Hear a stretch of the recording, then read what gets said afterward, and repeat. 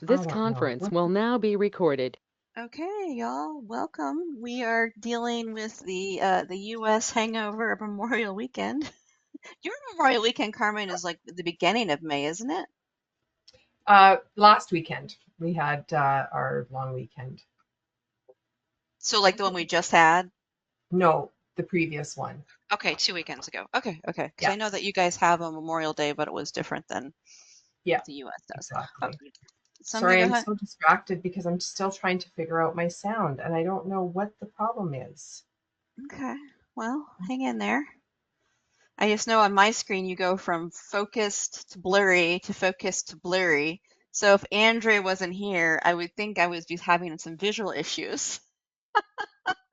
It's like that for me too. So I'll go ahead and get started. I'm Kim. I'm from Iowa on Orcovis, relapsing remitting, diagnosed in 2012. And let's have Andrea introduce herself. Hi, I'm Andrea. I live in North Carolina. I was diagnosed in 2012. I'm on Ocrevus.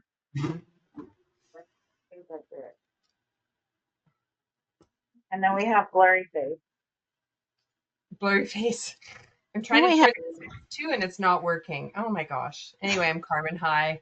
Primary progressive. I'm trying to stay focused. It won't hold me. Anyway, primary progressive. I was diagnosed in 2014. And I'll tell you all about what I'm on in a few minutes, actually, because I'm going to give you an update. Go ahead. Okay. I'm really trying to get this blur face off. Just a second. I just thought maybe you wanted to be incognito, right? Craziness of the U.S. It just is not cooperating with me at all. Like, my computer is not changing. I can't change it in the app. Like, what is going on? It won't let you like turn the background off because that's what it is. It's like the blur background. Yeah, and where would I find that setting? Like, is it in the actual go-to or? Yeah, so if you go into settings, you click on camera, and then there's something like mirror my video, which I have, and then there's virtual background. It says blur, like don't blur. You can like hit the no for the blur.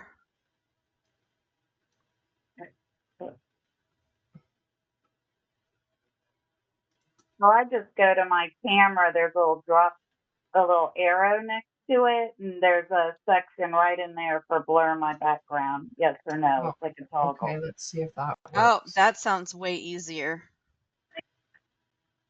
Okay, I'm turning off blur. There. There you are. Fantastic. Now you can see my shelf behind me. Oh, anyway. Oh, hey. Hi, wow. Hi, friends. Look who's here. John, just introduce yourself. John, introduce yourself real quick, and then Carmen's going to give us her update. Okay. Hi, I'm John. I'm on Zeposia. I was diagnosed with RRMS in 2016. And I do need a little bit of time. It's just I know that you guys will be able to help me with this. So that's it with me. Great. Well, I was just going to give you guys a bit of an update about what has been happening and maybe why I haven't been able to attend many because I've been coming and going. So I'm on this study, this randomized control trial, and after 6 months of sustained progression, you're offered the actual medication. So I don't know if I was on placebo or medication, but I went back at the beginning of May to UBC, which is like 4.5 hour drive, whatever, to get the medication. So I've now been on the actual tolebrutinib for, I don't know, 3.5 weeks or something. I don't feel any different. I don't have anything to report on that front. I just now know that I'm actually getting the medication. They don't actually disclose what you were on until after they've closed the study, which I've heard will actually be in fall. I don't know if some of you remember, I may have said that I was getting in right at the end. Like I was probably one of the last few people that got into the study, which means that I don't have to wait the full 4 years to find out what's been going on or whatever. Not that it really matters. I'm curious, of course, but I'm just relieved that I'm actually receiving the medication now, and we'll see where it goes. When I'd spoken with my neurologist, like when this first all started, he said it may take up to 6 months to even see any potential gains. And it's not like it's going to heal what ails me, it's just going to prevent further progression. But in doing so, maybe the decreased inflammation and the decreased disease activity may lead to improvements. Fingers crossed, who knows? So that's where I'm at. In the meantime, I've also been dealing with like major bladder problems, like just urgency like crazy. So I actually ended up doing like Botox for bladder, and oh my God, life changing. Hello. Wish I'd done Awesome. it a long time ago. Well, I mean, I didn't need it a long time ago, but like over the last year and a half, things have just been getting crazy. So that has been a huge, huge relief. I was quite nervous because, of course, you have to learn how to self-catheterize. And I mean, once you get over it, it's fine. It's just, it's not easy because it's awkward. And, you know, how you set yourself up in your home compared to at a hospital is quite different. But Yeah. I have a really good pelvic floor physiotherapist, a PT, and she actually comes to me. So she was so supportive and so helpful over it all. But I haven't even really needed to self-catheterize. Like, it's just the urgency is down, and like I can make it from my chair, getting like my big new reclining chair when I pass out in there at night, and I can get up from there into my wheelchair all the way down across the house to my bedroom, to my commode, and still make it, which never ever was happening before. So that's like major life changing. At least I'm not doing a load of clothes every day and a half or whatever. So that has improved things dramatically. Dealing with a bladder infection right now, or UTI, whatever, but hopefully that'll settle down and everything will be just fine. So there we are. I don't know, Carmen. For me, when I was having the problem with the UTIs, using D-mannose, the supplement, really was helpful for me, and I still use Mm, it every day I take it. right. Yes, I've heard about that one. I don't know if it's something you're interested in or not. Yeah, I You will. have a That's bidet. a good reminder. Thank you, Kim. What did you say, Andrea? Do you have a bidet? Do I have a bidet? No. No. Oh, Carmen. So I went to Amazon, whatever, and just got an attachment for my toilet. Um, just it's cold, but whatever. Yeah. Um, but I haven't had a UTI since. I was wondering if I should maybe be thinking about that. Yeah.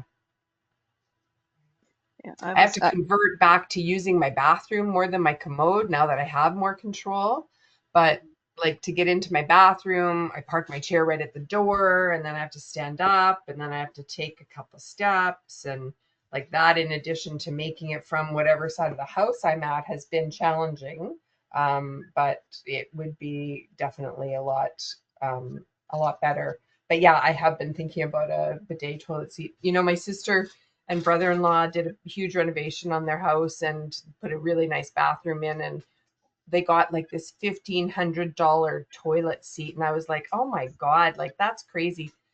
Maybe not so crazy actually when you think about it. Oh, yeah, a friend of mine has a bidet toilet, like the whole toilet, and you have to plug it in, which I don't have a plug. I guess I could call an electrician, but um the water, like the seat is warm, the water is warm. It has a fan in it, and it sends out warm water or sorry, warm air. Like it is like the cream of the crop. Yeah. Yeah. Like you want to sit on that toilet. Like you don't have to go. You just want to go and sit on it. Yeah. True throne. Yeah. It's definitely on the list, but a few other things are on the list as well, including well, the new power turning seat that we got for my husband's work truck that we made into my vehicle. I So take the dogs out real quick. Okay. we got this power seat so that it's not so difficult for me to transfer into the seat, because it's got a little bit of an incline in between the two seats. So I was climbing this hill sideways, as you can imagine, pretty challenging, especially when you've been sitting in your chair for a while. Like if I've been out doing a bunch of things and then I get back in the truck, I get up on the lift, I have to stand up, I have to take about 3 or 4 steps in this big open van. He's put up a metal rod on the top, so at least I have something to hold on to. Get to the seat, then turn sideways, get my wide ass through the seats, turning sideways up the hill. And he saw me struggling with this like time after time. So yeah, there's another $8,500, you know. Oh, thanks, hon. So yeah, that we're still paying for. And then I don't know, I'm ready to put an elevator in this frickin' house because it's just driving me crazy. Like on challenging days, I'm just not even interested in getting on and off the stair lift 2 times and then transferring to my other chair. And it's just such a hassle when you're tired, you know? So anyway, and a sink that has hot faucets like at the side in the kitchen so I can reach them without having to lean over everything. God, like nothing is made easy for people with sitting in a chair, hey? And it drives you crazy because, like, I don't know about in Canada, but in the US, when they're building houses, they just still use the normal door frames. They don't use the wider ones for wheelchairs, which just, excuse my language, pisses me off because I then know. it's not even built to help. So yeah, it's Yep. frustrating. I was gonna call an electrician today or definitely this week because my one light in the basement's like not turning on well. I'm just like, I just need to suck it up and get an electrician in here to make all our 2-prong, 3-prong since I'm an old house, and then do the extra outlet in the basement, in the bathroom, so I could put a bidet on there because that's what the plumber said you need to have, then put in another thing, and then fix all the other random, the pile, the Yep. list, and so when they come in, you just like vomit. This is all the stuff I want you to do. Yeah, So exactly. yeah, but I've had lots of bowel issues since I took a medication, and it just completely dried me up, and then I had hemorrhoids, and then to get Oh, over, it's just like, yeah, I probably need to get bidet yeah. would probably help in a lot of ways. Yeah. Yeah. So It's one of anyway, those things that like you think, oh man, that's a lot of money to sit on, but worth it. well, and I think too, like my husband would really enjoy it. I think it's overall, it's worth it. I have one of the add-on units. Like we don't have a bidet toilet, we just have the hook on, Yeah. and it is fine. And I've used one of the toilets that are like the special bidet, and yeah, they're really nice. But I'm not made of that kind of money. I wish I was. I don't Yeah. think I would But change out the toilet per se, but I would get the add-on to do that. Hi, Corey. Well, my Welcome. attachment was $35, Carmen. What? It really was. Yeah, the attachment to my toilet seat. It was Oh, only like $30. okay. yeah, Very affordable. Yeah, worth and they considering. and they can. Like Sorry, go ahead, Andrea. I bought it on Amazon, Same. and it was very affordable. Okay. Okay, And sorry, Corey. it does still work with a handicap like riser, in case that's a question as well. Yeah. So there we go. I Corey, forgot you. introduce yourself. Welcome. Glad you're here. Hi. Yeah, this is Corey. Got diagnosed in 2021. I got I take Ocrevus, and I forgot you guys were on at 1:30 today. I'm used to the 8:30 at night, so. All good. We're glad How you have you made been it. since the last time? The last time we talked about you were pretty frustrated with the whole disability and the gaps into getting disability. And how are you Oh yeah, doing now? I'm still frustrated with everything. Mhm. Are you still on short-term disability? Right now the doctor, yeah, I can't, they took me off work. I can't work. Right. Are you And go ahead. what's that? Well, I was just wondering, did you apply for Social Security disability? Have you gone through that? Yeah, in the process. Now it's an 18-month waiting period. Yeah. Corey, I just wanted to set you up because I had recent experience of getting disability towards the end of last year. and the 18 months will just be for your first decision. And for me, it took a little bit more. Like, I never was approved my first time doing, which is a common thing. And then so you resubmit, and that's like another 6 months. It's a long battle, and it fucking sucks that we have to go through this. So Corey, just get in the trenches and do what you can. I'm trying. Which sucks to say. I'm trying. I know, bud. I'm glad you made steps to start the process, though, because just making that first step is really tough. It was mentally very hard for me to make that first step. And then it was just overwhelming because they asked these questions with cognition issues. Like, it's really hard to answer these questions with cognition issues. Yeah, it is.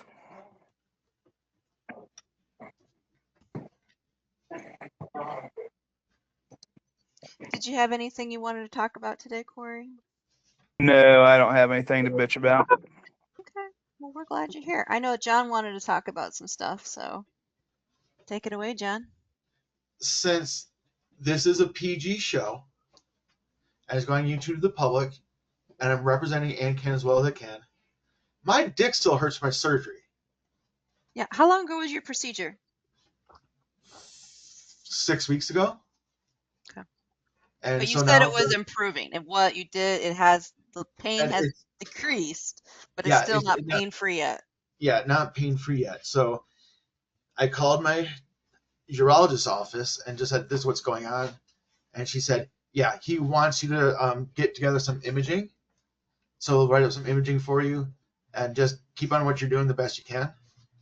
Because they're both my urologist and my urologist surgeon are just confused as to what's kind of going on. So, and I dropped a ball halfway through the last month, but it's been busy, so that's one thing that's going on. And John, sorry to interrupt. What did you have done? I've missed a few sessions. So I had a kidney stone out. Oh yes, okay, yes, right. 12 millimeter to put it into metric. That's so big. It's so big. I saw some imaging of it. I'm not even kidding. It was the size of like a pinky nail. Like, it was gigantic. No wonder you're hurting. Ow. Yeah. But still. Yeah. So we think that there's something obviously going on. But so that's one thing that's going on in my life that I'm working on. Andrea, you've gone to concerts. Give me some tips and tricks on how to maneuver around in a stadium full of people. Or was your concert outside or inside? Right. So it depends kind of on the venue. The bigger stadiums often have wheelchair seats. Okay. That you can put. Some smaller venues that I've been to have had an ADA section. Yeah. Other even smaller venues that I've been to, I usually try to get there early so I can find a seat because I don't go in with my own chair. Sure. I do tend to carry a cane with me because that kind of signals to people that gives me a little bit of room. Yeah. What I found out is the venue is wheelchair accessible. I even got my assigned seat at the venue. Good. So it's just the hardest part for me is going to be A, energy, and B, maneuvering around the crowd. Because one of my things, I can listen to the loudest noise in the world, but when it's a lot of conversations, I'm stuck right here, But I'm excited. Is this a huge venue you're going to or a smaller one? So at this venue, I've seen Red Hot Chili Peppers. Okay, so it's a big venue. Yeah, right. So make sure you figure out like where you can go to like park, because I know the last venue I went to that was pretty big. We had to go to a completely different area. And it was like the parking lot behind, and it was like so close. But I wouldn't have known. Like there was no way for us to. We had actually asked the people like directing, like where's the disabled parking? And Right, then once you right. got through the door, like, where do we go? Because it's Yeah. old, and then they were able to direct us to where we needed to go, so we weren't. Because Cool. I took my friend that uses a wheelchair to the concerts. I'm How do excited. we So, get so here? And sorry. Oh, Andrew, you're I saying? went to see Pearl Jam 2 weekends ago, and it was a big venue, and we just took my handicap sticker because they were directing everybody. They directed us to the premier parking. We had to pay $50, but we paid $50, and basically the door was right there. I would not be against spending money to make this trip to my favorite band easier. Oh, by the way, Right. I'm going to see Primus tomorrow. I'm excited. And it wouldn't hurt probably to call or email the venue just to get that information from them. A lot of times their websites are actually really good in giving you that information too. Yeah. Well, Yeah. when I looked up, it said there's disabled parking on a parking structure nearby. But then I also don't want Melissa to have to walk it. Yeah, you don't want her to be able to. So, I Yeah. mean, if push comes to shove and she can't park close, if she could drop you off somewhere where you can wait, Yeah. and then she doesn't drop you on the wrong side of the building, so then you have to go clear around the building to be able to get inside, because a lot of times where you need to go or other people need to go is very, very different through security. So, Okay. Excellent. And I usually try to get there early, make sure I get a spot, and then I spend the extra time I have sitting in my car and medicating, which is in Michigan shouldn't be too difficult to do. And that, for me personally, that helps me once I'm in the venue, Yeah. right? Surrounded by people, all the noise, but that part of it, you just have to, I don't know. I just go in intent on listening to the music, and that's what I'm there for. Does that make sense? Oh yeah, absolutely, absolutely. You can park me in a fucking aisle. I don't care. You could just let me sit, not even at the venue, down by the vending machines or t-shirt sales. But usually the accessibility section, it's really you have a lot of space in front of you, so they can get people using wheelchairs in and out easily, and it's actually quite nice. Another thing to ask too when you're talking to people working there, where are the handicap accessible bathrooms? Because the place that I was at was made in the 70s, so a lot of times you go up and down the stairs, which obviously she couldn't do. So that was a great question to ask, like, where can she go to the bathroom? So we were on board. So I did find that on their map, and it is directly behind my seat, like 30 feet, no ramp up or down. Sweet. Good. And newer venues are doing a really good job with building that stuff into, so it's not so kind of shoved in there weird, This place is I think 35 years old, but it's called Van Andel Arena. You may recognize DeVos and Van Andel as the stars of I'm going to get there. Amway. So they have Amway money. Carmen's like, yeah.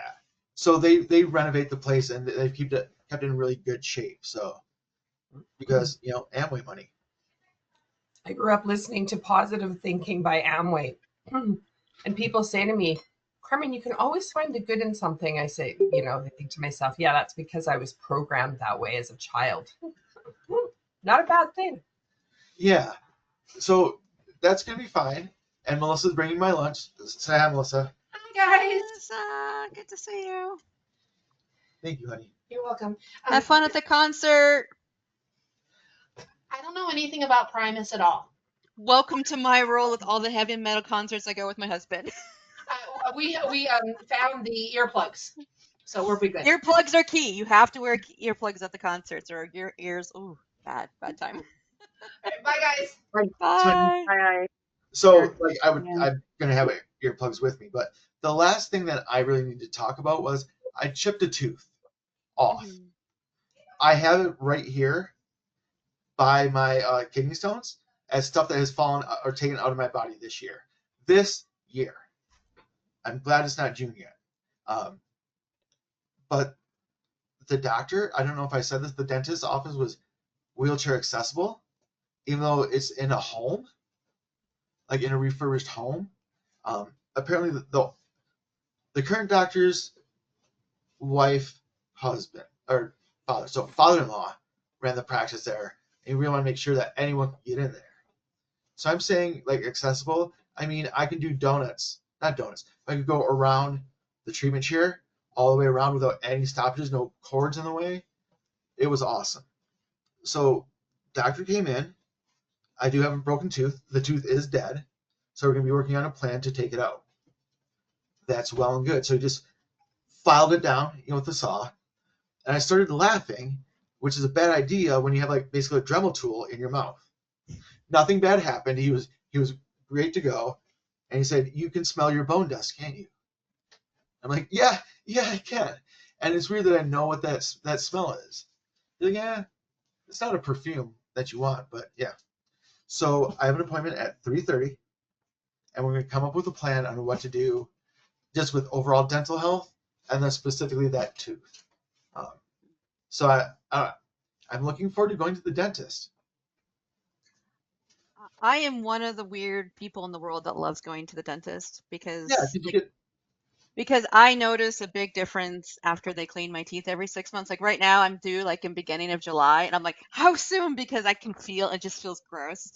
Even though I do love electric toothbrush. That's been a game changer for me if you have one. Those are amazing. And flossing every day has been amazing for me. But I know a lot of people like water picks too. I've never had to use one of those. I have one of those. I use one. I don't know what it's for, but I have one. Use it or you just own it? I'm serious. Like my dentist told me to get an electric toothbrush and a water pick. Mm-hmm. And I'm like, okay. So I got the water pick. I don't know what it's for. It's for like flossing, but with water. Like you just really shoot water instead of using spray. But I also floss. I think some people that it's just a little extra, a little bit more intense if you have. And I think some might help too. Don't quote me on this. I think if people have a problem with manual dexterity, it might be more helpful too. Yeah. Well, I do. I use floss picks because I can't. My left hand shakes, so I can't do the flossing. So I use the picks, and then I have the water pick, and yeah. Oh, go ahead. I'm gonna have in my head. Go ahead and introduce yourself, Alyssa, because you came on late. So. I am so sorry. No problem. My name is Alyssa. I just like to. I like when people are talking. I like to interrupt them so we have a break. Okay, my name is Alyssa, and Rick was showing us the floss picks, by the way. I saw that out of the corner of my eye. Yeah. My name is Alyssa. I have relapsed remitting multiple sclerosis since 2010. No, not 2010, 2000. And I actually was taking Mavenclad, and I'm done for the year. I just took my last pill last Sunday. And yeah. I don't know what else to tell you guys. I could sit here and talk. Do you have anything you wanted to share today that you needed to share? Just that I finished Mavenclad. Sweet. So there we go. That's what I buy. No. Oh, something I did on Sunday. I shaved my beard off. You guys have never ever seen me with a clean cheekies because last Friday was the 10-year anniversary of me shaving last time. So you look like a little kid. I'm a baby. Are you gonna keep it off or are you gonna grow it back? I'm gonna keep it off. I'm kind of doing like the mustache goatee. Okay, good. You look better that way. I think you're like my husband, John, where you have a baby face. No one knows that I'm 46. Oh. Everyone's like, John, you look good. They're like, John, you fucker. Why do you still look like that? Easy living. All right, I'm gonna have my lunch now. I'll be right here though. Okay. Yeah, no, I get when I tell people that I'm 41, they're like, "What? No, you what? Maybe 32." I'm like, no, I'm 41. What I do you got want to to say, change. Rick? What? Yeah, I got a couple of things. First of all, I just want to ask Alyssa, what class did you say you finished with? What do you mean? You said you finished a class. You're done with some sort of a class. What class for Oh, school? no. Mavenclad. Mavenclad is the name Oh, of the Mavenclad. drug. Rick is the name of the medication. So you take it for Oh, so long, and then you Mavenclad. don't take it. Well, Alyssa can tell you how you take it, but yeah, Oh, it's the name of the okay. drug. Well, So I can see where you saw class. Clad. okay. I'm not sure. Mavenclad. I don't know Mavenclad, so yes, I would like to hear that. Let me just tell you what else. I have a question also for Carmen about her trial and whether that was tolobrutinib. Was it tolobrutinib? Yes, Okay. Rick. Oh, so I really would like to hear more about that because I've been reading a lot about that tolobrutinib trial. And then That's for the John, progressive one, right? Pardon for, me? That's the one that's for secondary progressive, right? Yeah. Or yes, primary progressive. Yep. yep. And for John, I just want to say that I've chipped two back teeth. Not chipped, they've just broken. I can tell you, although it may not be uh, helpful to you, that the cost of a crown um, n- without a post, which Yeah, I have you don't usually need a post unless you're going to have um, unless there's a nerve issue. And my I have two missing teeth already, and the one that's gonna get pulled is right below the one that I have up here. So I have a nice big gap. Um, do my they need bodies to have pull never it? my bodies have never taken an implant before. They're always rejected. Okay, so do they need to pull it? Because in my case, they didn't need to pull it. They just had to file it down and put a place where they could put, because I didn't need a root canal, and No. so This it's this fine. this tooth is ready to come out. Okay, well, I can tell you that I paid $500 or $600. I think $575 because I went over the border. I have a very good dentist who actually lives in the US, but he goes to work in Mexico every day because he's a Mexican dentist. And it costs $575, and he's very good. You, of course, would have to get down here, but he Right. is very, very good. So those are my questions. That's my information for John. My question to Alyssa and my question to Carmen. Thank you, Rick. So who do you want to answer you first? You.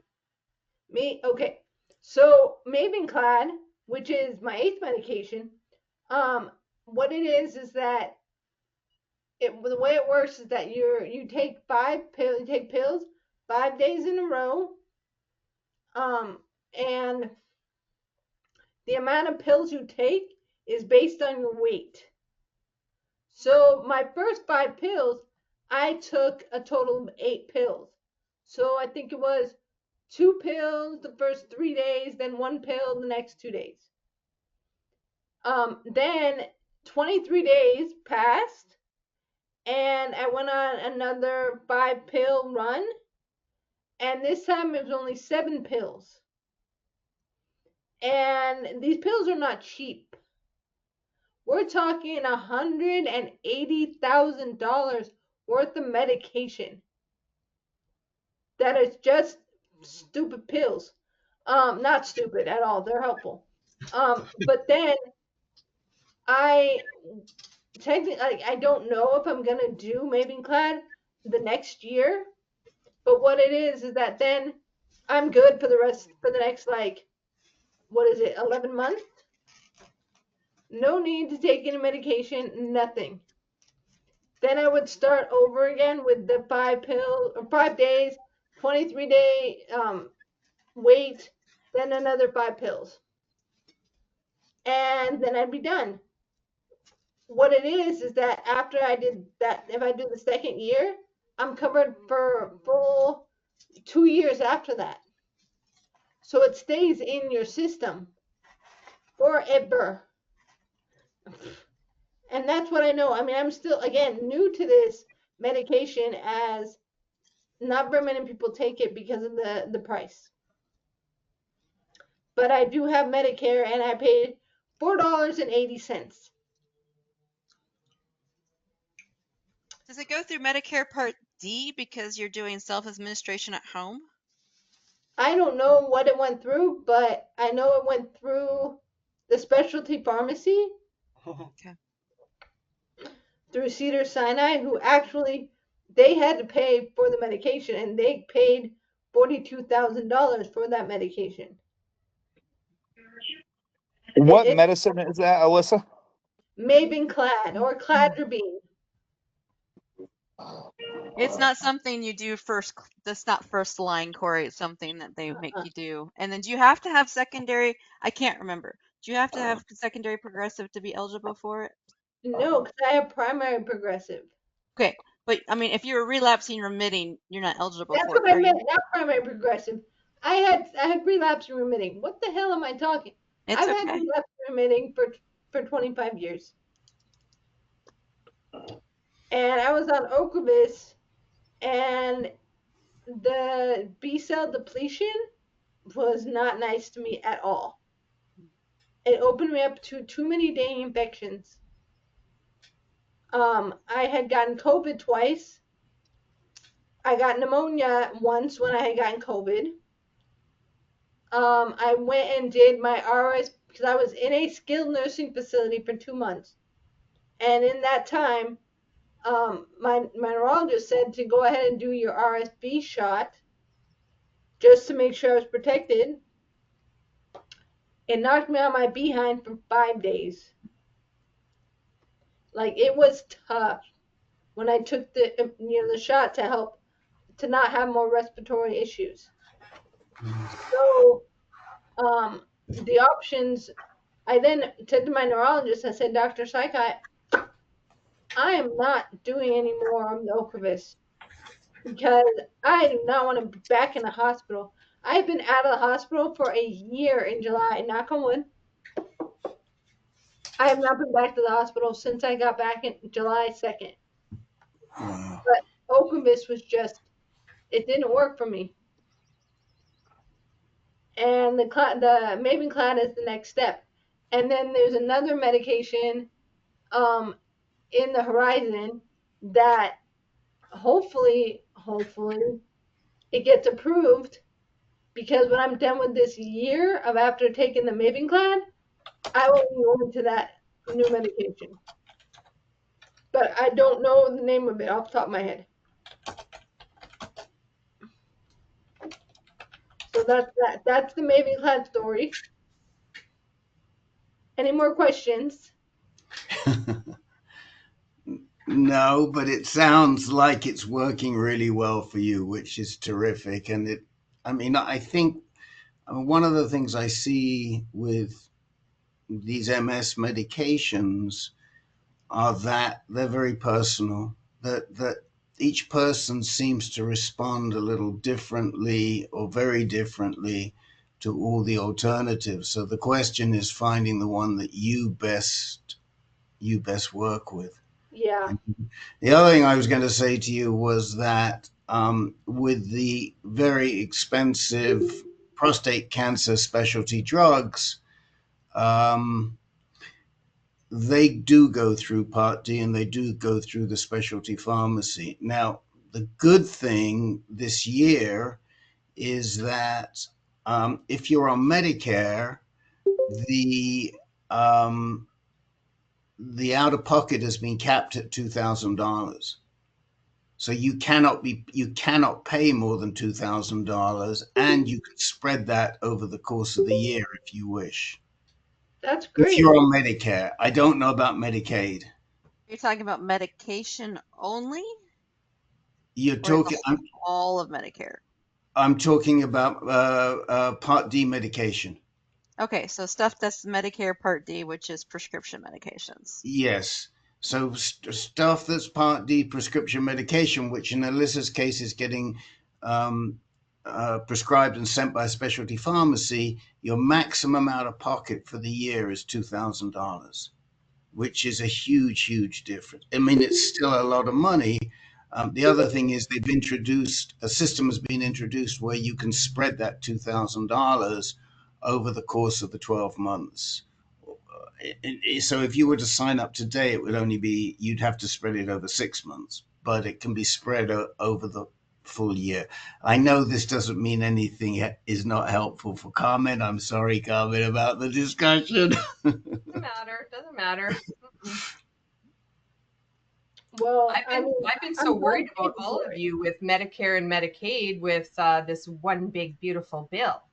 Oh yeah. Well, most of that bill, from what I can tell, is most of the cuts are addressed at Medicaid and not Medicare, but I'm sure there are going to be significant cuts in Medicare as well.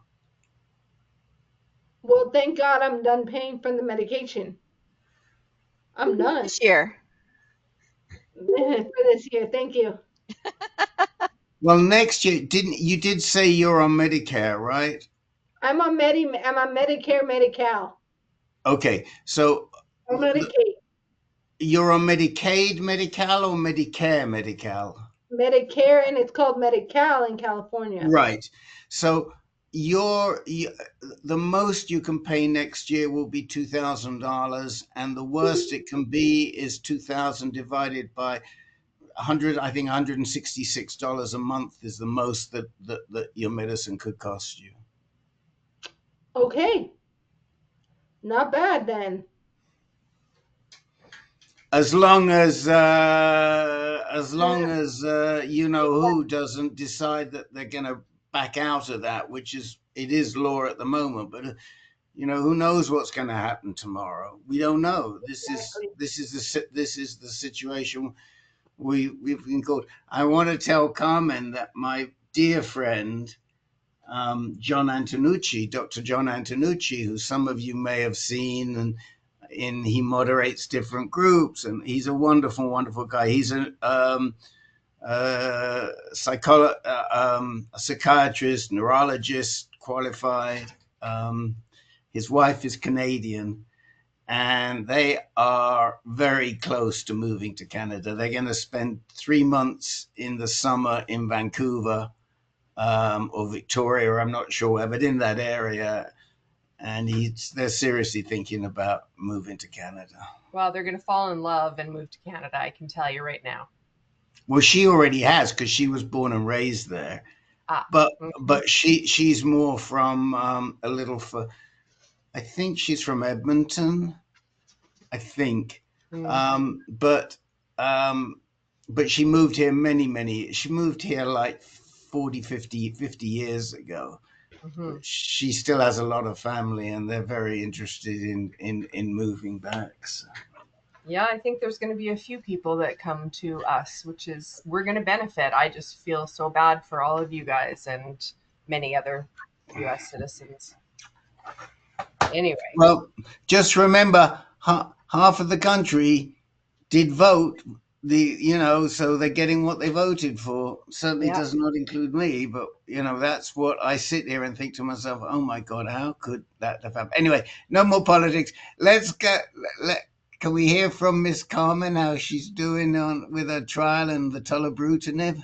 Sure, I'll redo my update, because I told Kim already at the beginning, but since there's more of you here. So I'm not sure, Alyssa, if you maybe know this, or Corey, I've been on a randomized control trial for tolobrutinib. So I also was on a trial. So this is my second study that I've been involved in. I was on Ocrevus before Ocrevus was publicly available in the States or Canada. Actually, I started in 2017, and I was on that for 4 years. Luckily, I didn't have the same side effects that you've had, Alyssa. I didn't have really any problems. I did get COVID, but I wasn't super sick because I caught it right away and got on the antiviral. But anyway, So this is the second study that I'm in, and I was actually called by one of the nurses from the MS clinical trials group at UBC, the University of British Columbia, which is in Vancouver. And she said, look, we've got this study, it's closing soon, but you have primary progressive, and there are so very few studies for primary progressive MS. And I really would suggest that you consider this. And it requires a visit. I live in Kelowna, which is about 4 hours away from Vancouver.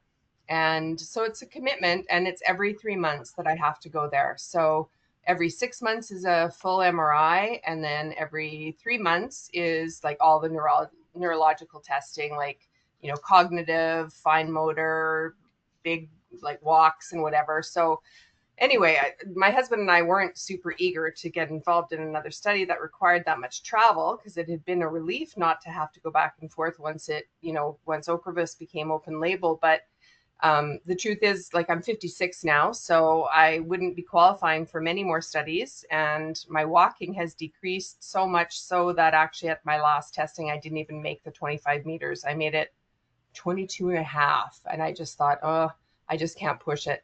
So anyway, it's a randomized control trial that I've been on. And I have had sustained disease progression for the last 6 months. So after 6 months of documented sustained progression, they actually switch you from whatever medication you're on to the medication. So I'm actually for sure receiving, as of the beginning of May, the tolebrutinib. Now, I don't know if there's any difference. I don't feel any different. My neurologist has told me that it would take 6 months to even make a difference. And I don't know if I'll even ever feel any different, except for hopefully just less disease progression. So that's where things are at right now. It can be very hard on your liver. So I've had to restart the whole blood work series, which is 12 weeks of weekly blood work. So, but it's nice weather, so I can, tour around at my little, it's a local lab, and there's a couple different stores and things that I can cruise around. It's an excuse for an outing, I guess. Except that we're getting sewer put in on our street. Like, we're all on septic in this area, and our sewer is being installed. So all the roads are torn up. So I can't even just get my husband to drop me off at the lab and then I come home, because the roads are shit. So anyway, that's just a minor whatever. But of course it has to be like over this year is when they're doing our street. So Carmen. Yeah. So were you medication free for the 6 months on the trial? Like other, like DMTs? Yeah, no other DMTs, just taking whatever medication they gave me. So you had 6 months of progression? Yeah. And now this might not work for 6 months, so like a year of progression? That just boggles my mind a little bit, that they wouldn't have like a testing against something else. But the only option was ocrelizumab, and it wasn't holding my progression. I didn't have new lesions, but I still had like smoldering MS, Yeah. So despite being on it for 4 years, I had a significant progression. So it's kind of like a Hail Mary. So, Carmen, the control arm was standard of care. For you, that standard of care was Ocrevus, and because you weren't responding to the Ocrevus, they didn't give you anything else in the standard of care. No. When I was in the initial study for Ocrevus, it was receiving the medication. Like that was just. No, I'm talking about this trial right now. I know. So then I was on Ocrevus, open label, receiving it every 6 months until I started this study. Yeah. And so I had my last dose of Ocrevus about maybe 3 or 4 months before I started this study. So I don't remember when my last dose of Ocrevus was. And Ocrevus you only get once every 6 months, correct? Mm-hmm. So technically you were on Ocrevus, but we know the Ocrevus isn't working for you. Yeah. So to answer John's question, John, yes, Carmen was on Ocrevus, but the Ocrevus isn't working for her. Okay, sure. Yeah. Thanks for answering that for me, Carmen. Just kind of. So I potentially was on nothing for, it was longer than 6 months, because it has to be documented by the study people. So I might have had some progression when I was between like the initial study and my first actual study date follow-up at 3 months. This was my 9-month follow-up. So from month 3 to month 9 is, well, so it was 8.5 months that I was on whatever medication I was on. Okay. Thank you, Carmen. Yep. With the Ocrevus, from what I remember, because I took my last actual Ocrevus infusion December of 2023, and then I had gotten the really intense COVID in February of 2024. I was in the skilled nursing facility for 2 months, and when I was supposed to take my next Ocrevus infusion, I said to my neurologist, no, I'm not doing it again. And that was supposed to be January of this year. I said, Dr. Sykott, no way, Jose. And she said, okay, well then let's draw your blood and look at what your B cells are looking like. And I guess because I had done Ocrevus for so long, the B cells were still depleted. They hadn't started regenerating again. So I was not on anything for just about, because I started Mavenclad in May. So yeah, I hadn't done any medication since December of 2023, and I did Mavenclad in May of this year. So the Ocrevus, it's supposed to be long lasting, I guess, but it just didn't work for me. Like it made me depressed. And like just my energy was just like that definition. It just was not good for me, and that's why I stopped taking it. Yeah. And I'm glad, because I'm much happier and I'm actually much stronger even before I started taking the Mavenclad. That's good. And have you had side effects from the Mavenclad? Knock on wood. No. Good. That's Good. great. I mean, the trials to me are a little sort of interesting. I mean, the results that are coming out of the tolobrutinib trials in the US are good, but they're not startling. It's not like this is making an amazing difference. It's percentages we're talking about. So I don't know. I mean, Kim, what do you make of the tolobrutinib?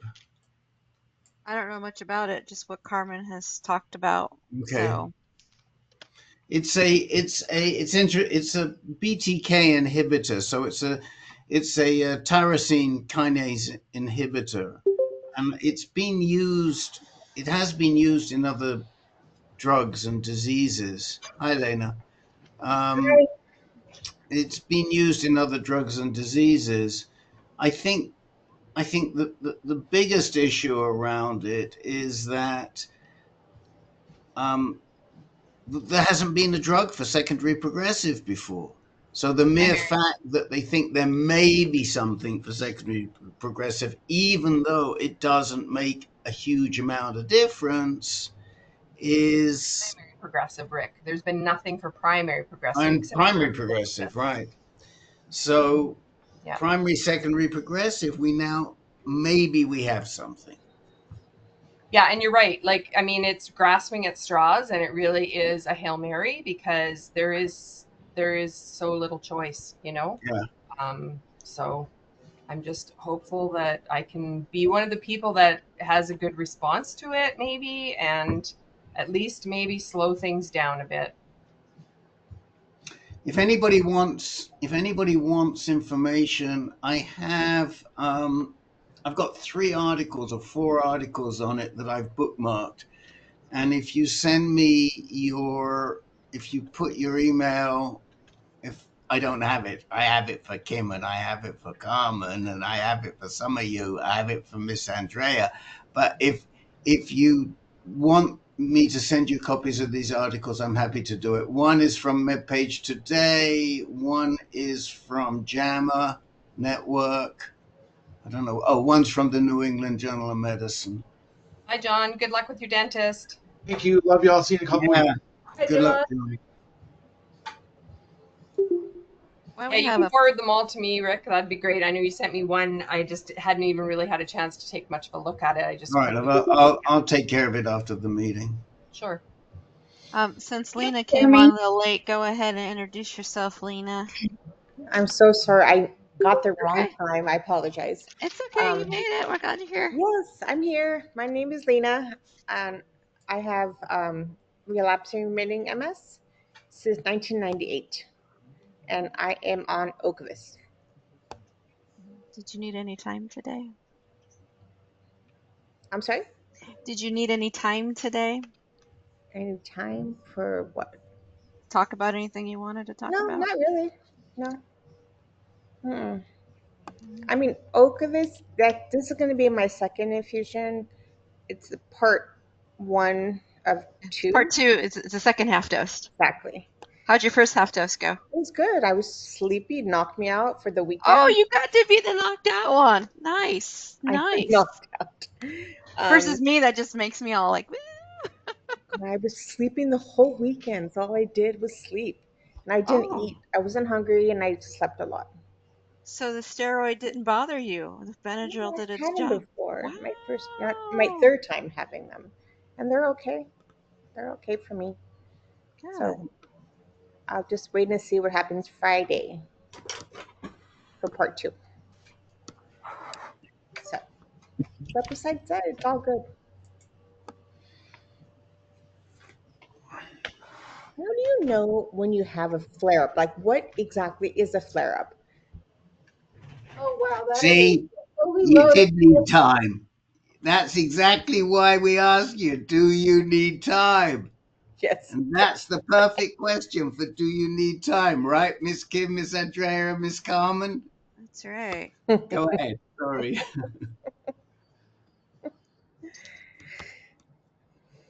Having a flare up is fully loaded. It's fully loaded because everybody's flare ups can be different. I think mine is I have a problem, like an extra problem with my bladder. Like I can't hold it. So I need to like be at the bathroom like 24/7 because it's really bad. But now I feel like it's kind of gotten to the point where it's fine now. That was Do you like have a urologist? no. Go see a urologist because you may have a UTI. Okay. Well, my primary care doctor does. He checks my UTIs. So we take that. Yeah. Okay, because I know that with MS, and I've had many UTIs, that tends to be a big problem with MS and with causes flare-ups.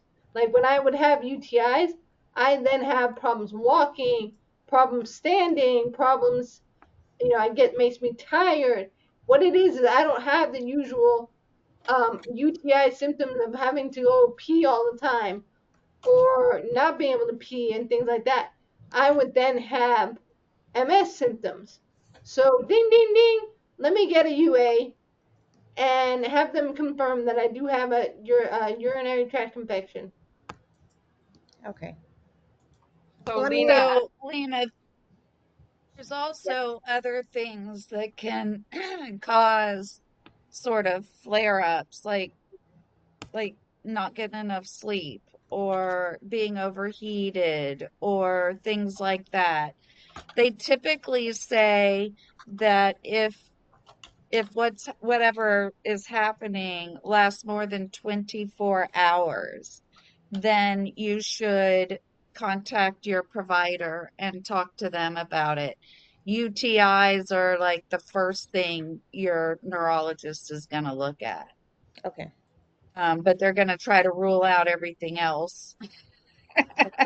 And then maybe do an MRI and see if you have any flares, anything like that. So yeah, it's kind of a strange.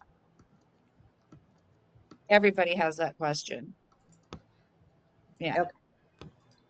All right. Leena, I was just going to say, like earlier, I was talking about a procedure that I had because I've had a lot of urgency and just like inability to make it to the bathroom. So I actually just had bladder Botox done, and it has been life changing. So if urgency and just leak, like if you're having troubles, if that's part of your MS symptoms, first of all, that's the first thing that's going to act up in a flare. Like whatever symptoms that you have are usually the ones that are going to start to show their head again.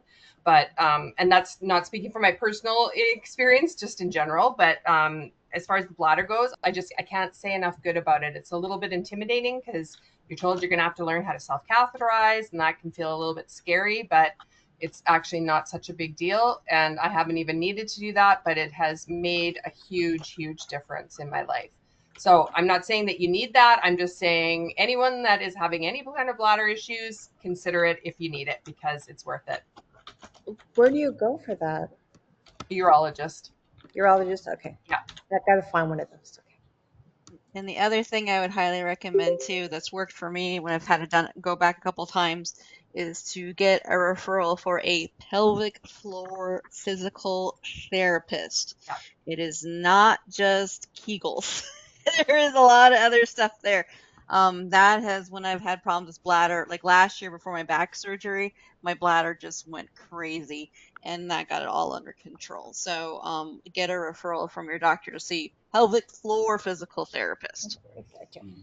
They're amazing. And They can also use some medications that are intended to relax your bladder so it's not constantly spasming and making you feel like you have to go to the bathroom. So there are medications that they can offer you as well. So really it's going to depend on what your issue is as to what the doctor recommends as far as treatment. Because I used to be on Good medication point, Andrea. for my Sorry. bladder before Mexico, but now I'm not. So I need to go back on it, I think. So I will look into that. what medication are you Where do talking you about? live, I don't Leena? know what it's called. I'm sorry? Where do you live? In Encino, We're Los Angeles. neighbors, Rick. Okay, so Leena and I are neighbors.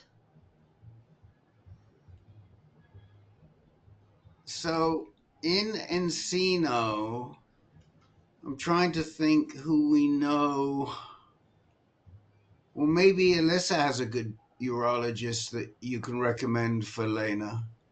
I actually see my urologist through Cedars, Okay. and it's my new urologist, and she's great. Her name is Dr. Dubinskaya. Can you put it in the chat window for us, Alyssa, please? Yeah. There's also going to be some really good urologists at UCLA. Whether they're at UCLA, the one that's in the valley near you, I'm not sure. But if you don't want to go to Cedars and you need somebody there, let us know, because we know enough people at UCLA that we can reach out and find who's good, which of the urologists are good for MS. It won't be hard. I've got one of my moderators is tight with the people at UCLA, so they'll just ask one of the oncology people who to go to for MS, and we can let you know, Leena. Great. Thank you. And Lena, I can also let you know because my neurologist is Dr. Nancy Sykott, and she used to be at UCLA and is now at Cedar. Like she knows people everywhere. So Oh, I great. can always find somebody pretty local, being that she knows where I live. I'm in Sherman Oaks. Oh, well, you guys are really neighbors. You're really neighbors. So, would you please exchange email addresses? You do it in the chat window or however you want to do it, but please exchange email addresses, because that will be very helpful for everybody. Yeah, that'd be great. Sure. Maybe you can even meet for a cup of coffee. Anytime. If you come to me, because I'm stuck at home. I'm homebound. I don't drive either, but I do Uber. Okay, but no, I can't even leave my house without my caregiver. Oh, but you need assistance, right? Like walking and stuff. Okay. I have a rollator and a Well, wheelchair. So yeah. That brings up a really good question. When you use something like Uber or Lyft, how accommodating are you if you are using some type of durable medical equipment? Very, very, very. They're so great. They're They so have good. actual rides that you can get with the wheelchair. You specifically say that you use a wheelchair and then they find the right people to help you out? They do. It's Okay. like Access Paratransit, but more reliable. Yeah, because I know there's lots of stories with like paratransit around here where it's available, but there's a lot of waiting and there's, okay. Yeah, and they're not reliable at all. I mean, granted, Uber is more expensive, but with as often as I go out of the house, I'm okay spending a little bit more money. Or when I go to my doctor's, I go through my insurance. I get free rides through my insurance. Where Alyssa, what are the two main what are the two main north, south, east, west roads close to you? The 405, Yeah. which is north south, Yeah.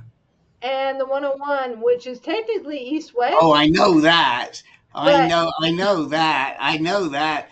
In fact, our moderator lives right at Sepulveda and Ventura. no, So, that's where I live. do you? I live on Oh, Sepulveda and Burbank.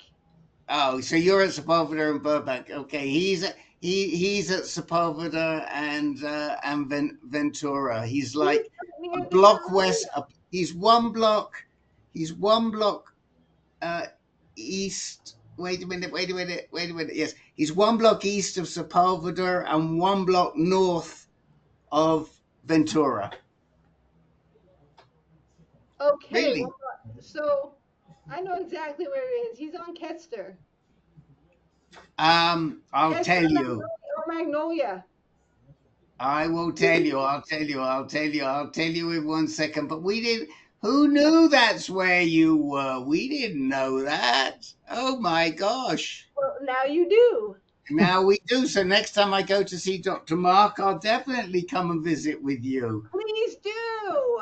Yes. Yes, yes. Mark is on Halbrent.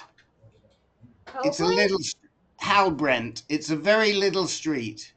Okay. It's a very little street, just one block off of Sepulveda. One block off of Sepulveda on the east side, the first street. I know exactly where that is. Sorry, guys. Pavilions and yeah. Okay, and Ms. Leena, you have Alyssa's info in the chat window. Mm-hmm. Writing it down right now. Just to put me in the, just because people watch this and I'm curious. So when you book an Uber, is there like a place or something that you have to select saying, hey, I use a wheelchair? How's that? Can you walk me through that, please? When you go to Lyft or Uber, like the app, yes, it says like you're able to choose the ride that you want. Uh-huh.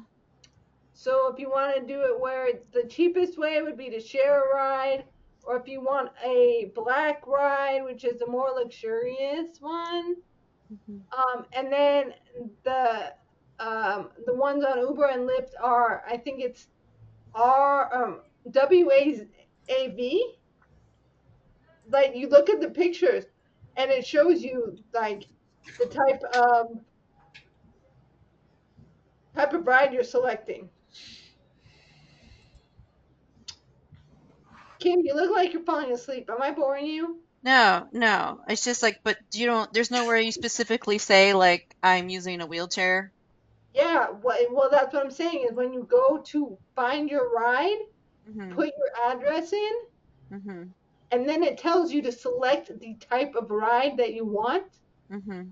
And there is one that's specific for wheelchairs. Okay, so that's where you select that you have that. Have a wheelchair, and then they come and like they roll you into the car and they hook you up in there, and yeah. So if you have a wheelchair option, they're actually going to keep you in your wheelchair during your ride. They're versus like getting you in the seat and collapsing your wheelchair and putting it in the back. Correct. I mean, you could do that, but it's just so much easier to have them roll me up into the van and get me going. And then you can bring somebody with you. So, like, I'm in the back, and then I have my caregiver in the middle seats. They're basically they're converted access vans. Like, so the same as they would use for access paratransit, they now get used for Uber and Lyft. So This is my chance to brag about Canada, you guys. I just went through the process of being approved for what's called Handy Dart. So Handy Dart is like a bus that just comes and picks me up right at the end of my driveway. It's $2.50 a ride, and then I was approved for unlimited access because I have primary progressive MS. And I can also purchase taxi saver coupons, which means that I'd get half price taxi rides, basically. So at the times that Handy Dart doesn't run, which is Monday to Friday, 8 to 4 or 8 to 5, whatever it is.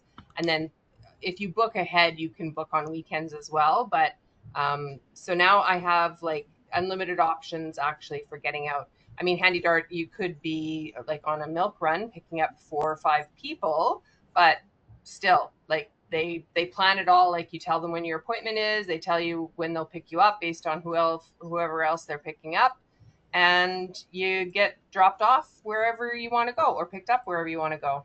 Haven't used it yet except for to go do the initial assessment, but at least it gives me some freedom and my husband a little bit of a break too.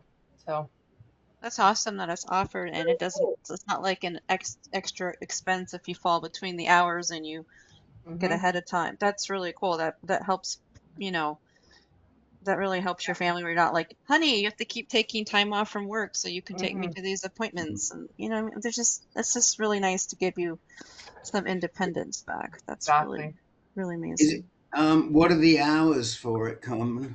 Monday to Friday, 8 to 5 or 9 to 5. I don't know exactly. Okay. And if you book ahead, I think there's weekend options. Excellent. Well, for all our Canadian listeners, they should know about it. Speaking of which, where's our lady from New Brunswick? We haven't seen her, Louise. Well, we haven't seen her for ages. I haven't seen Louise in a while. I know. Louise, if you're listening, check in. Sorry, Andrea, go ahead. I have heard from Louise, and oh gosh, this spring has been absolutely insane busy for me, and I'm dealing with a lot of cognitive issues lately, and one of those is sort of keeping up with what's happening. So I need to reach back out to her, but she did want me to let everybody know she's okay. She's just dealing with some stuff right now. Okay. Well, and also, I see that Jen sent a message that she's at physical therapy or something. She couldn't make it.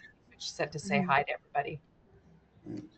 But we're all real glad to hear that Louise is doing okay. So. I wanted to go back to Carmen and tolabrutinib. That is so the BTK inhibitors are supposed to cross the blood-brain barrier, and they are supposed to sort of be working on that smoldering MS.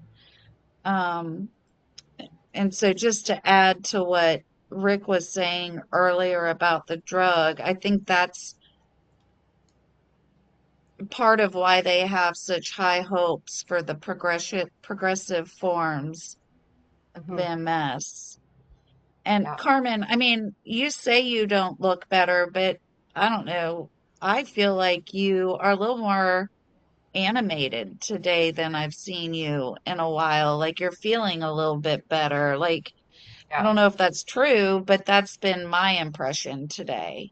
Yeah, you know, like over the last, like over the winter, just with it being gray and cold and just struggling with progression, you know, mentally, I just haven't been in a good place. And my hubby is not well either. So, like, both of us have just had a bit of a tough time. But certainly, like the nicer weather, being able to get outside before it's too killer hot, although it like turned into 32 degrees this weekend suddenly, like, oh my God, okay, summer's here. I got to get out different clothes. But yeah, I am definitely feeling better overall. Just, I think, just feeling like there's some hope, maybe, you know, like even just the And bladder. just knowing that you're on a drug is probably, I would think, mentally helpful as well, instead of like, am I on placebo? I mean, that's really hard. I thought that a lot of these drugs they did, maybe it's just for the relapsing medications that they were doing comparing to other drugs. Like the reason that the initial BTKI drugs did not impress anybody is because they were no better than, I think it was Tecfidera that they were using as a comparison. So it didn't do any better than Tecfidera, but that doesn't mean that it didn't help a little bit. Like Tecfidera is considered a medium sort of efficacy drug, and Is that a Baggio? but it I don't know. Because I was told that the I was placebo on was it. actually a Baggio, if I'm saying that right. Baggio is a drug, but it's different than Tecfidera. But yeah, like, so if, you know, you might not be on the highest efficacy drug, but most of the time they're comparing it to another drug, but that might be different in the progressive because they don't have, you know, a progressive pill that's already been, other than Ocrevus. Yeah.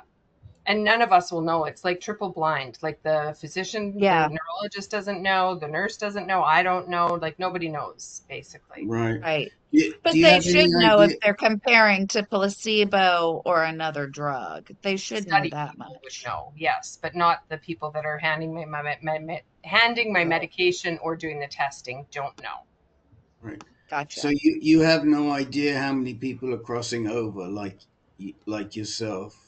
I was the first one from Vancouver, but I think they only have 2 primary progressive people in the study. But this is a worldwide study. There's 900 and, well, I can't remember what the final count was. It was 980 or something over 950 people, but it's worldwide. Okay. Only for MS. Only for MS. Only for primary progressive MS in this Only for particular primary study. progressive MS. Okay. But Rick, did I understand you to say that the BTKIs are another crossover drug, that it's being used for something else already? Yes, my understanding is tolobrutinib has already been. It's not a new drug. It's already been approved and it's being used in other. I have to look. I've sent. I thought that you said that there were some people in your prostate group that have had some experience with this medication. No, not with tolobrutinib. No, what I was saying about my prostate group was only before was to Alyssa was that some are getting medications, expensive medication through Part D. But I've sent Andrea. I included you in the links, and anybody else who wants them, and I didn't send them to. But if you look through those, I think there are 4 links I sent you. One of them is from a UK source. You'll be able to see where, but let me see. I'm pretty certain I read that tolobrutinib was used in something else. I'm very curious about those drugs and how the trials are going to come out. I don't know if I haven't had a relapse because I've been on drugs or if I haven't had a relapse just because that's the way my MS is. I suspect it's because I haven't been on drugs, but there's definite progression. Yeah. You know, Andrea, I have not had a relapse in forever. Knock on wood. With Right. everything, with the hospitals and everything like that, did not have I haven't had relapses. But because that's way the disease is, I do have progression, but I still have relapse and remitting. And what it is when you have a relapse, you don't completely after you've had them for so many times, you don't completely remit the same way. Right. So like also with the Mavenclad, I won't really see any improvements till about 6 months after I finished my last pills. But at the You same just time, did. So 6 months from now.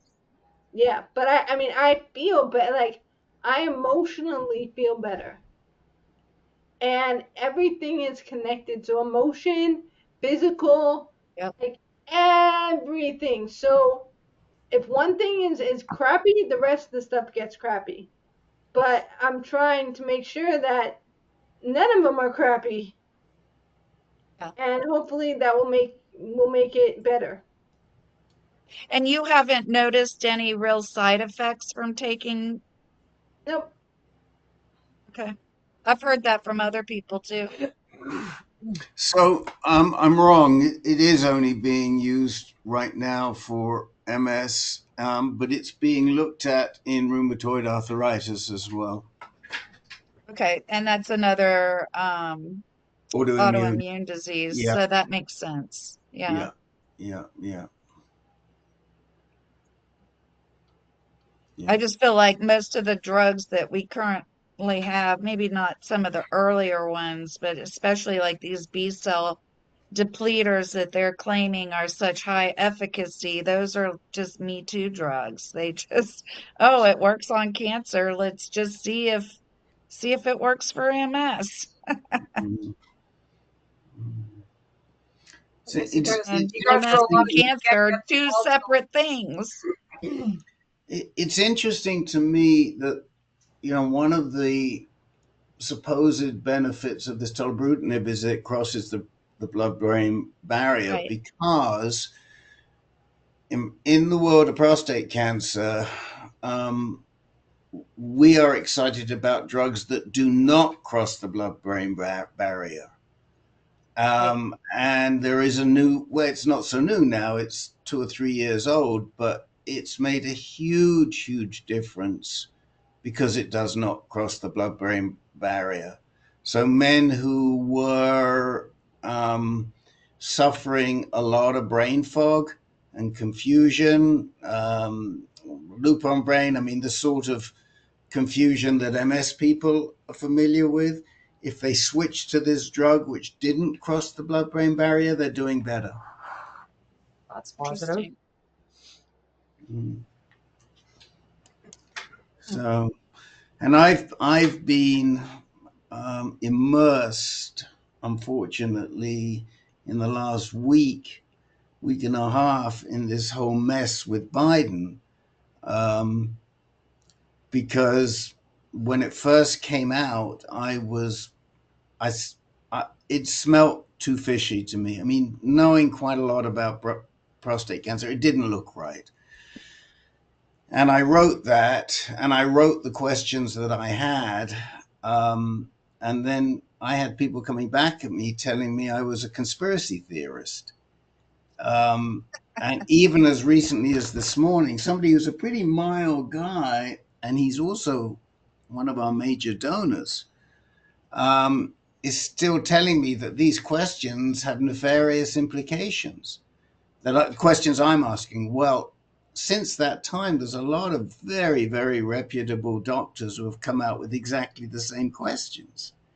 So I don't think this is one big conspiracy. I think the problem is it doesn't look right. It doesn't smell right. We're not getting. I mean, I'm a Biden supporter. I mean, I'm all for Biden, but I'm also for the correct treatment. And it doesn't look right, and it doesn't smell right what happened with Biden. I mean, you can't go.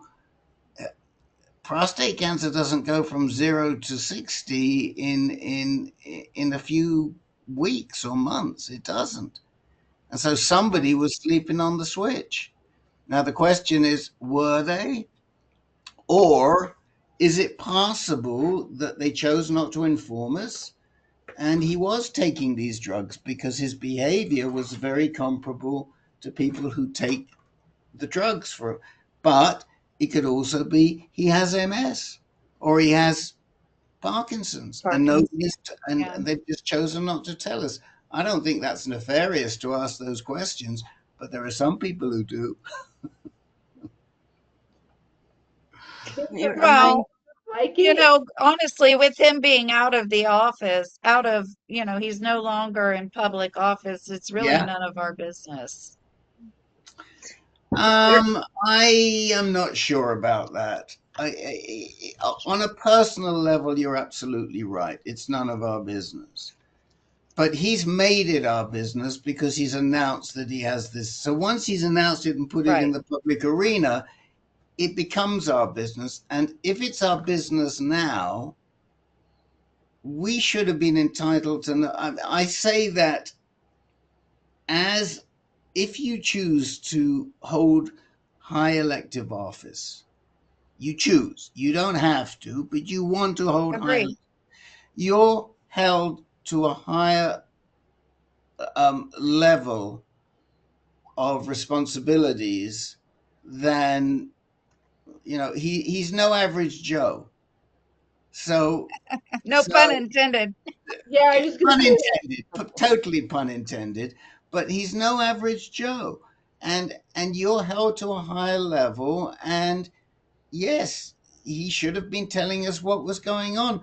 If somebody told me that my president had no testosterone in his body and was on hormone therapy, I would have really great concerns because he's the guy that has his button on his finger on the nuclear button. I wouldn't. Oh, I only meant that because he's out of office now, that it's. Well, yeah, but I mean, when he was office, they were all lying to us. We could all see that he was declining. Yeah. Everybody was saying that, and everybody around him was saying, "Oh no, he's sharp, he's great, he's fabulous." No, he's not. No, I can see he wasn't. We all know we're not stupid. No, exactly. So the question now is, well, were we entitled to know before now? I happen to think yes, but I don't think that that's a conspiracy theory. I think it's very important going forward. I mean, I think there need to be regulated, stipulated conditions. And if a president isn't fit to serve, then the vice president has to step in. You can't just hold it. Oh, look, Miss Kim's got a very cute smile. Very cute smile.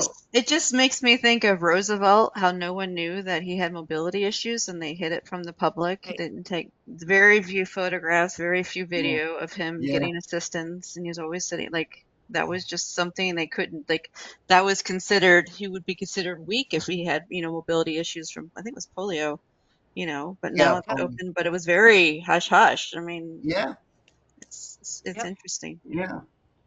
But I mean, I think there's a difference between mobility issues. Yeah, that didn't affect his brain. That did not affect his brain function, and he has, and somebody whose executive function is compromised. And the point that I always make, we don't know what compromised it, but something is compromising it because, like Miss Andrea says, we're not stupid. And I think that's a really good thing to talk about is like, even if a person wasn't suffering from a specific cancer, there are so many different side effects with medication. And when I saw my hormone doc earlier this month and I was telling her all this shit, I'm like, my brain is really sensitive to medications. She's like, yeah, your brain is really sensitive to Yeah. medication. And the fact that I took a sleeping pill that made me drop my reading level to 8 to 12-year-old level, that's pretty impressive, you know? And I Yeah. think that's something that, and it's hard. There's not a, I mean, they do neuropsychological tests that they can measure certain things, but it's a lot harder to measure someone's cognitive level, what they can and can't do, because cognition is such a huge thing, because there's so many different little parts of cognition. And that's something that we kind of have to, I don't think we've really talked about it as a society, that now that we have all these drugs available and people are living longer and we're sustaining people longer on certain drugs, we don't really talk about maybe this drug is causing cognition problems. And it took me 3 months to figure out it was a drug and it wasn't MS, because we like to blame everything on MS. That's easy to Yeah. do. And I realized after, because usually in the past when I've had the same problem with MS, but it only lasted about a month, month and a half. So when I got to 3 months, I'm like, there's something off here. And then I had to think, has anything changed? And I had to do the deep dive. But I think that's a big thing to think about. Like, medications can really affect people's cognition and a lot of things. And that's not just dealing with Sure. whatever illness they're dealing with. That's just the side effects of the medication. And Right. I don't know how you monitor that. Where's the ethics on that? I don't know. That's a whole Mm. big can of worms there. But it's But interesting. this is very similar to the conversation we had with Lena a few minutes ago with the UTI. We don't know whether it's the MS which has similar side effects or whether there's something else going on which is causing the bladder issues. Hmm.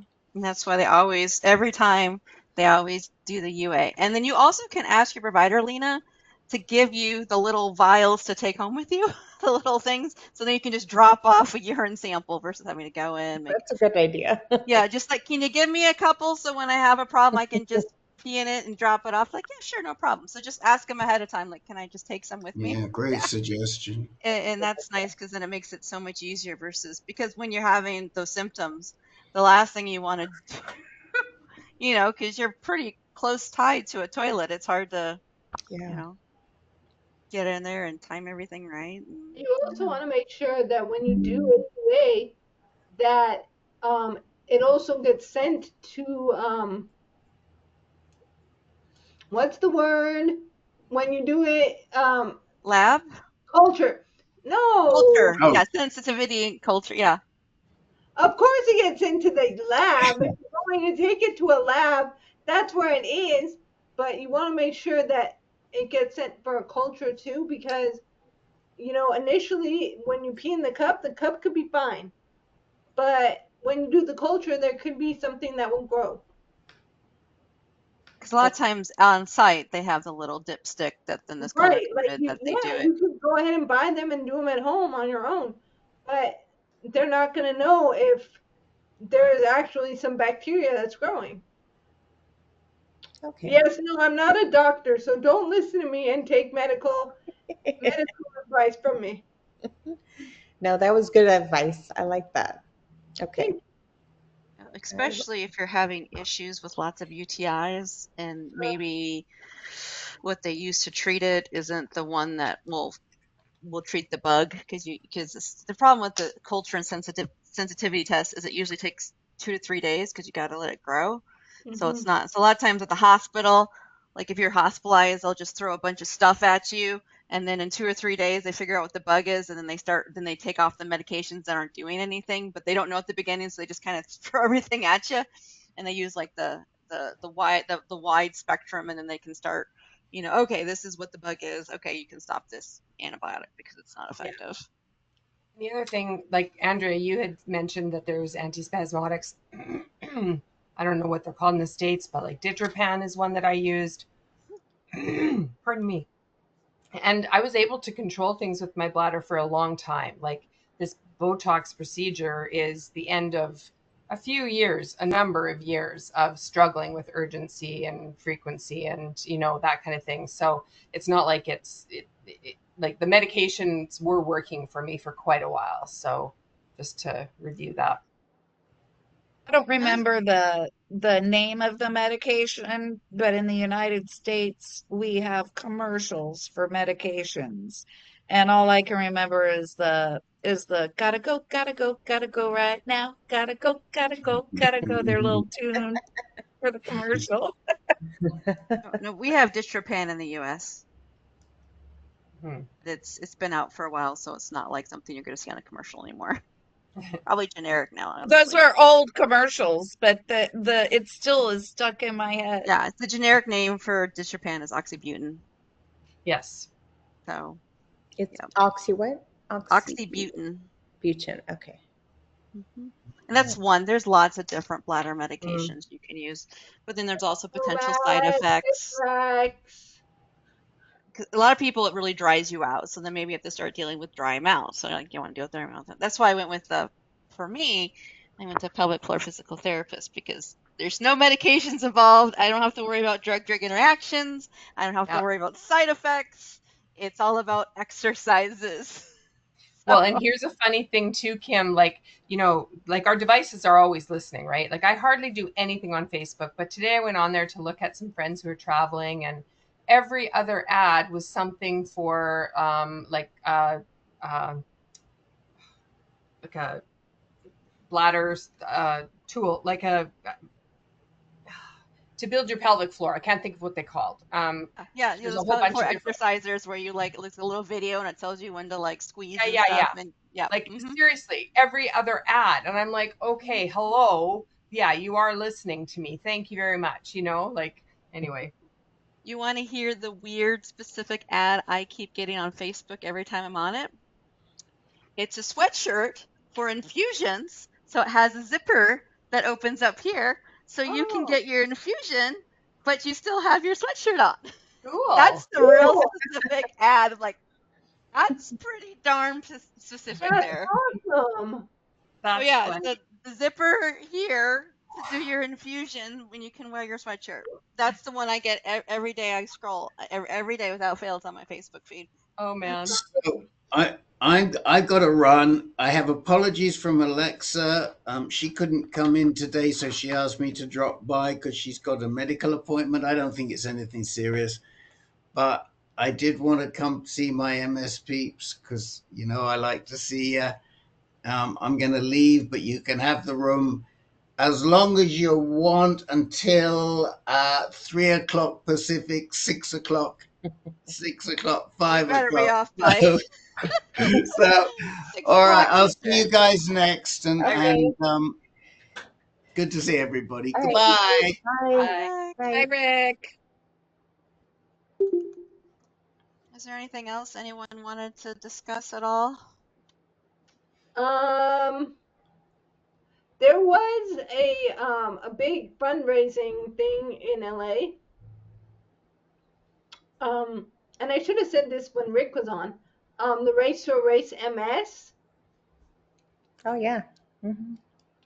And there was a panel with a bunch of doctors, and there's a video available that you guys can go and see what doctors have to do. What would you should send it to Alexa and she can. What were they discussing? Email addresses. Give me email addresses. What were they discussing, Alyssa? They were well, one thing was that Dr. Psycha and Dr. Psycha was in it, and of course, I love her. She's my doctor for 25 years. She was talking about people with MS that want to have babies. Now they can actually be on medication, which when I was first diagnosed, that no way, Jose.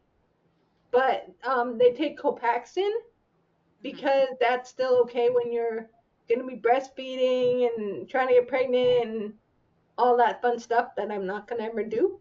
But it was also, they spoke about there's some other illness that, shit, now I can't remember. I can send you guys the link to watch the hour-long panel. Great. And I mean, just give me email addresses and I can send it to you. I think she just put it in the chat there. If you send it to Alexa, then she can send it out to everyone. Okay. Yeah, that's what it. Yeah. Thank you very much. Carmen, what part of Canada are you from? Pardon me? Where are you from, Canada? Oh, I'm in British Columbia, so on the west coast. Vancouver. Area. Yeah, I'm 4 hours inland from Vancouver in the Okanagan Valley, so straight up from Oliver, Osoyoos, that kind of like. How far are you away from Banff? About 8 hours. Oh, it's still far away. Okay. You always forget how huge Canada is. You know, we always say Europeans don't get how big U.S. is. Canadians don't. Americans don't get how big Canada is. It's stretched from coast to coast, just like we do. Huge. Yeah. You're in a I very think they even go further east than we do with Nova Scotia. Yep. Yeah. What were you saying, Alyssa? You're in a very progressive area of Canada, huh? I think so. Yeah. We're not trying to separate from the rest of Canada, that's for sure. Well, no, I'm just saying that because, okay, I'm gay and I am like, Gay Pride Month starts in June 1st, and I'm always looking for other areas that it's progressive and it's more accepted and yeah. For sure. Yes, definitely. It's very progressive that way. Yes. Okay. I think a lot of us are looking for somewhere else to go. Well, really, we got it going on up here. I'm telling you. I am stuck in California. California is not a bad place to be, though. I think. No. If you're in the U.S., that's one of the best. Yeah. Yeah. My family's here, and my doctor of 25 years is here, and you know, I mean, I know this place like the back of my hand. Mm-hmm. So when Rick was telling me where this person lives, I'm like, oh my God, I know exactly where that is. That's cool. cool. Have you been able to travel much outside of the LA area? Like, have you been able to go to other states or countries? Mm-hmm. Oh, I've never been out of the country, but before MS decided to sneak up on me, not sneak up, but yeah, I used to play travel sports. Oh, okay. So I've been all over the country. I've been to Michigan, I've been to Florida, I've been to New York. My family's from, like, my aunt lives in Manhattan. I've been in New Jersey, I've been, up north. Yeah, I've been all over the place. You guys don't know this, but I'm kind of an honorary United States citizen because I was a nanny in New Jersey, New York, and Connecticut. So I've done like a little stint in each of those provinces. So that's why I've stayed with this AnCan group, actually. Like, there is another Canadian group, and I go there sometimes, but first of all, I gotten to know all you people. Quite nice group, and it's a little bit smaller, but also I like staying in touch with my United States peeps. And we love that you stay in touch with us. I always think it's always Glad interesting. I'm in Canada and don't have to deal with Trumple Dumple. I find it very interesting to see how things are different. Similar, some things are very similar, but other things are very different. It's very interesting. What, Andrea? I'm gonna come live with Carmen pretty soon. I don't know. Unless they become our 51st state, then there's no point. Not happening.